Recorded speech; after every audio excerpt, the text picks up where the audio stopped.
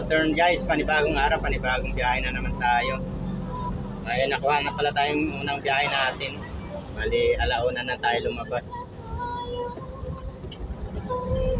Ano lang, laluma, naka-priority siya.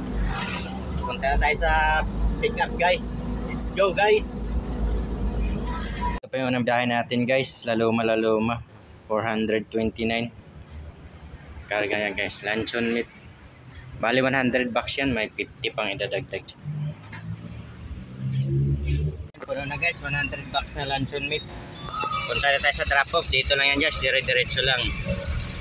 Mga 1 kilometers lang galing sa pick up.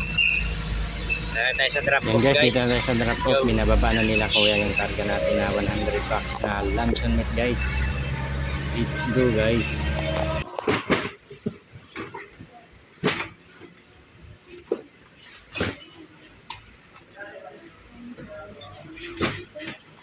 Yun guys, tapos na po tayo sa ating unang biyahe. Pangabang naman tayong pangalawa.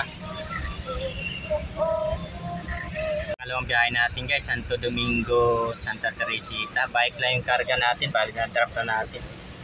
Sumabay kasi yung dalawang customer kaya hindi ko na na-videohan. Yan yung pangalawa ng biyahe natin guys. Isang bike lang yan. Pangatlong biyahe natin guys, Dunyaw-Si Palaloma, 389. Garin. Box ng langis, mga langis na yan guys, box. Punta tayo sa drop off. Punta tayo sa drop off guys, ang pangatlong biyahe natin sa may Pambato Cargo. Natin natin pala to guys sa cargo.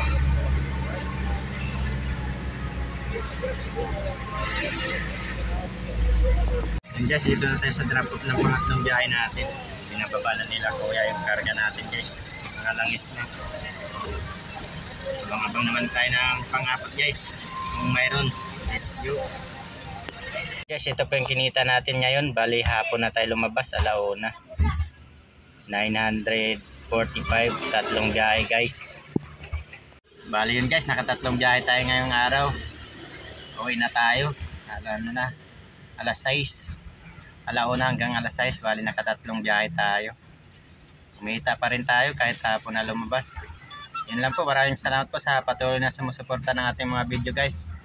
Salamat po sa inyo. Let's go.